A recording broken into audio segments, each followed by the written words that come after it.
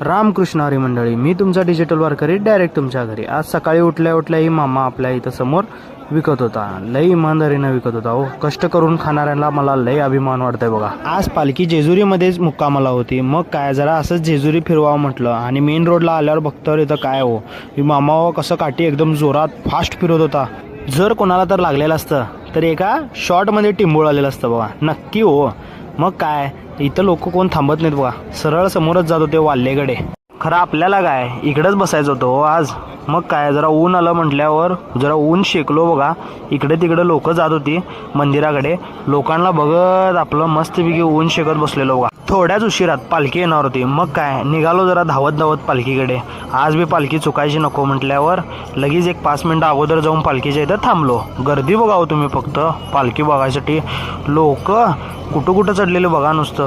बाप रे, इथं तर एका टँकरवाल्याला थांबूनच त्याच्या ट्रकवरतीच चढलेले बघा. बा लोक ऐकत नाही तो नुसतं. मग काय पालखी बघा हो, कसलं भंडारा खेळते इकडं जेजुरीत. बा नुसतं धुळा भंडाराच्याच होता बघा इथं. नुसतं पिवळं पिवळं पिवळं.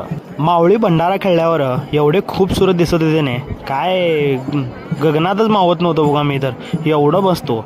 पालखीचं शॉट बघा कसलं एकदम छान. तुम्हाला पण पालखीचं शॉट आवडला असेल तर कमेंटमध्ये रामकृष्ण हरी नक्की लिवाला बघा. पालखीच्या केवढं जवळ होतो बघा हो. फक्त एका हातावरती नुसतं पालखी होती माझ्या. तर काय करता, पालखी पुढं निघाली. मग काय जाऊ दे म्हटलो आणि मी बी निघालो पुढं. एका मामा भेटले बघा. त्या मामाला जरा एक थम्सअप द्या म्हटलो तर मामानं थम्सअप लगेच दिला.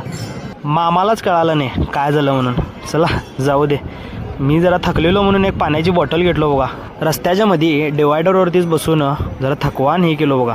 मग काय रात्री जागा ओळखलो मी आणि मामा आणि एका दुकानाच्या कट्ट्यावरतीच रात्र आपली काढली बघा. असंच वारीची व्लॉग बघायला माझ्या चॅनलला फॉलो करा.